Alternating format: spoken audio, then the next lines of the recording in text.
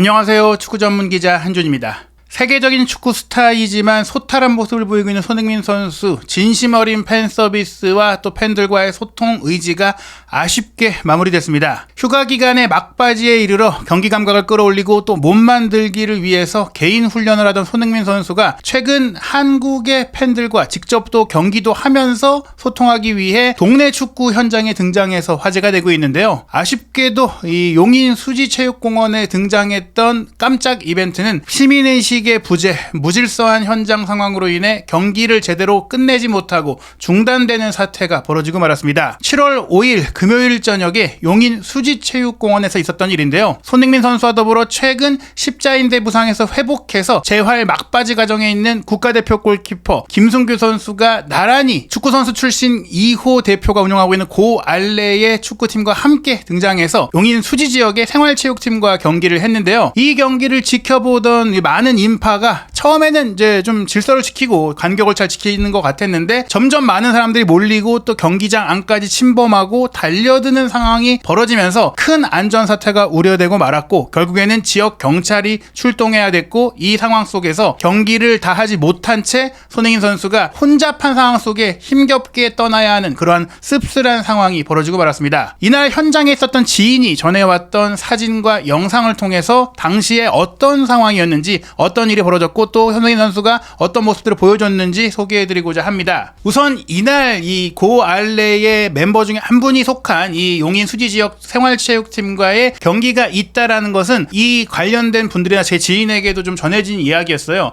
다만 이 팀에 손흥민 선수가 온다는 얘기보다는 김승규 선수가 와서 함께 뛸 것이다라는 얘기만 있었는데 이제 경기를 이제 지켜보고 또 가능하면 함께 뛰기 위해 갔던 지인이 김승규 선수와 더불어 이제 손흥민 선수가 오는 것을 확인하게 된 것이죠. 그리고 연락이 왔는데 당연히 뭐 이 동네에 워낙에 이 수지체육공원에 다양한 분들이 운동을 하고 또 뭐 산책도 하고 또 워낙 더운 날씨 속에서 많이 나와 있는 불금이었다 보니까 손흥민 선수가 등장하는 것을 보고 많은 큰 이제 화제가 됐고 바로 이 소식들이 알려지면서 정말 엄청난 인파가 이제 용인 수지체육공원에 모이게 됐습니다. 지금 이 영상을 통해서 보시면 아시겠지만 손흥민 선수가 나왔을 때는 그렇게 뭐 아주 많은 수준은 아니지만 사진을 찍고 지켜보면서 이제 즐거워하는 이제 시민들의 모습을 볼 수가 있는데요. 손흥민 선수는 이제 수지체육공원에서 먼저 가볍게 웜업을 하고 몸을 풀고 경기에 임하게 되는데 현장에서 저희 지인이 찍어서 보낸 웜업과 플레이 영상부터 보시겠습니다. 손흥민 선수가 공격진에서 뭐 해결하는 역할의 선수이긴 하지만 뭐 지금 이 경기는 동네 축구 경기이기도 하고 어떻게 보면 본인이 감각을 유지하고 몸 상태와 체력을 끌어올리기 위해서 이제 함께 했고 또 상대팀과 동료들과 뭐 이런 그 동네 축구팀의 특성에 맞춰서 중앙 지역에서 많이 뛰었어요. 수비도 열심히 하고 너무 무리하고 완전히 뭐 풀 실력을 보여줄 수는 없기 때문에 적절히 수비도 하면서 플레이했는데 특히 이제 수비를 하고 또 이제 규율에 맞춰서 뛰는 모습들이 좀 인상적이었습니다. 이 장면도 보시면은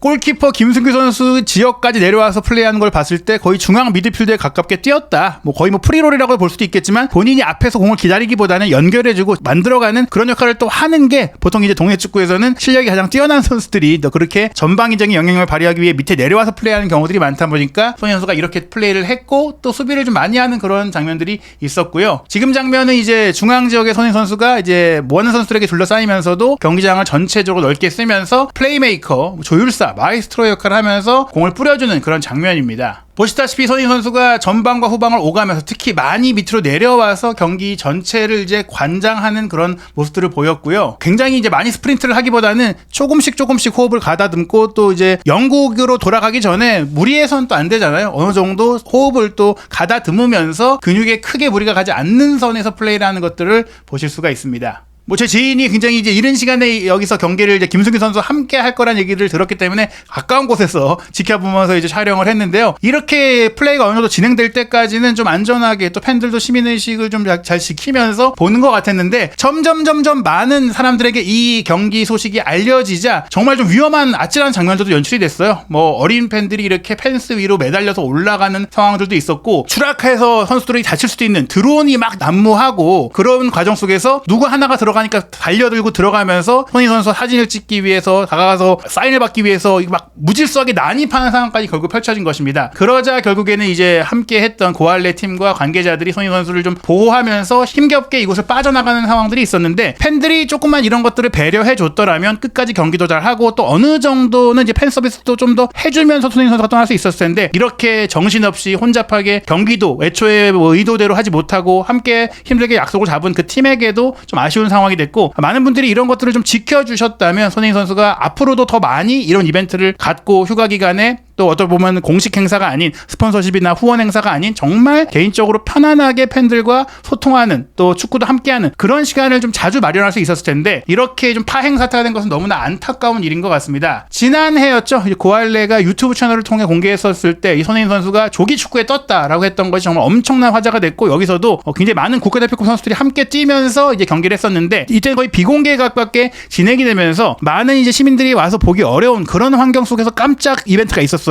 이때는 뭐 이런 일이 있을 거라고 상상도 못했던 시간이기도 하고, 이날처럼 많은 시민들이 몰릴 수 있는 저녁 시간이 아니다 보니까 무리 없이 이렇게 촬영도 하고 진행이 됐었는데, 뭐 게다가 장소조차도 사실은 팬들이 바로 접근하기 어려운 프로팀과 연관된 시설이었거든요. 이때 굉장히 좋은 경험을 했던 손흥민 선수다 보니까 올해 여름에도 이렇게 고알레와 함께 팬들과 경기를 하고 또 팬들이 가까이서 본인의 플레이를 볼 수 있는 그런 시간을 마련했는데요. 일주일 전에도 이제 아차산에 위치한 이 축구장에서 손흥민 선수가 고알레 팀과 함께 경기를 하는 모습이 포착이 됐었고, 그 모습이 또 많이 영상을 통해서 알렸습니다. 이때도 갑작스럽게 등장을 했기 때문에 손흥민 선수가 이제 경기를 하고 있다는 것들이 많이 퍼지지 않고 조금 조용하게 지나갈 수 있었는데, 이번 용인수지체육공원은 워낙에 이제 근처에 아파트도 많고 또 인구도 많은 그런 곳에서 이제 열리다 보니까 결국에는 이런 문제가 생기고 말았어요. 배려하고 또 시민의식을 지켰던 분들도 있지만 그렇지 않은 분들도 있다 보니까 이렇게 손흥민 선수가 세 번째로 이제 동네 축구 현장에 나왔는데, 결국에는 이런 문제가 발생하면서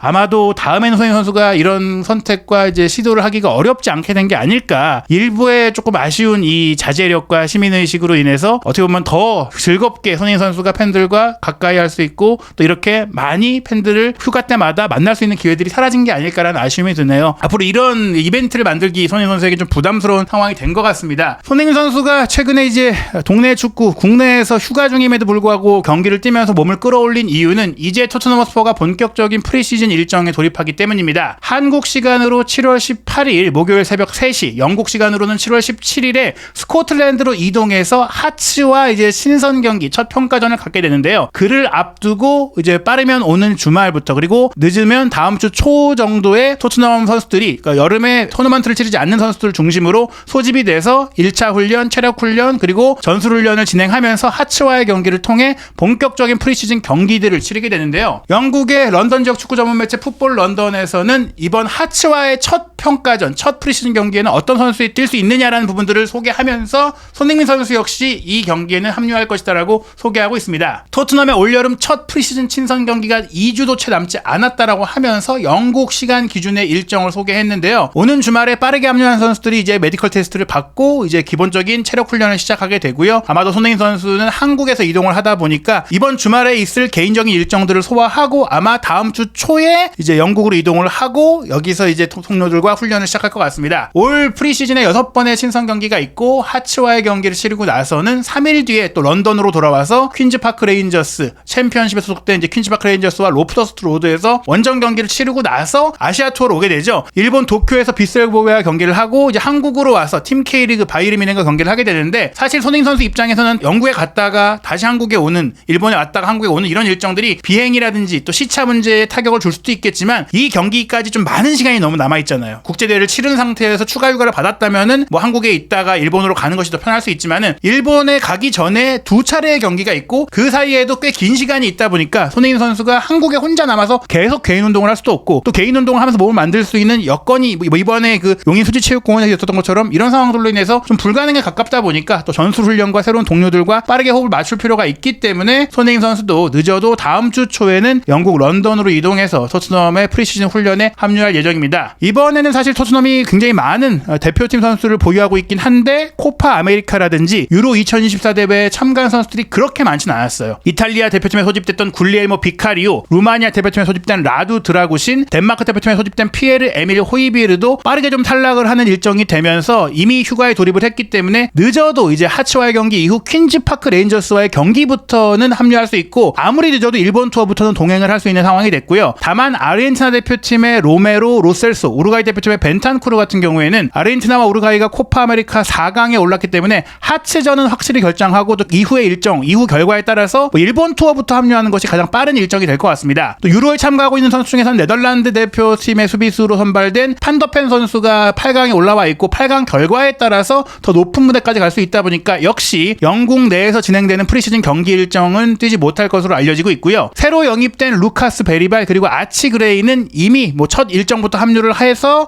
훈련하고 하츠와의 경기에 선발 명단부터 등장을 하면서 점검받을 것으로 알려지고 있고, 독일 대표팀에 선발되지 못한 티모 베르너도 라이프치히와 임대 계약을 한 차례 더 맺으면서 초반 일정부터 함께 할 거라고 합니다. 그 외에 브라질 대표팀에 선발되지 못한 히샬리송이라든지 그 외에 토트넘 선수들 대부분 이번 여름에 유로와 코파에 참가하지 않은 모든 선수들이 빠르면 오는 주말, 늦으면 다음 주 초에 호스퍼웨이에 와서 체력 테스트를 받고 포스테코글루 감독 체제에서 전술훈련에 돌입하게 되고요. 풋볼런더에서는 손흥민 선수 역시 올 여름에 한국이 월드컵 예선 A매치 이후에는 다른 국제대회에 참가하지 않고 충분한 휴식을 취했기 때문에 좋은 컨디션으로 초반 일정부터 프리시즌을 소화하는 것, 이거 역시 토트넘에서 첫 우승 트로피를 들어올리기 위한 새로운 시즌의 좋은 징조로 작용할 수 있다라고 기대감을 보였습니다. 2024-2025 시즌 프리미어리그 대진표가 발표가 됐고 이제 상세 경기 일정들도 하나씩 확정이 되고 있는데요. 토트넘 허스퍼는 8월 20일 화요일 새벽 4시 한국 시간으로 가장 늦은 일정의 레스터시티와 원정 경기로 프리미어리그 개막전을 치르게 되고요. 홈 개막전인 에버튼과의 경기는 8월 24일 토요일 밤 11시로 확정이 됐습니다. 그리고 뉴캐슬 유나이티드와 원정 경기는 9월 1일 밤 11시로 잡혀 있는데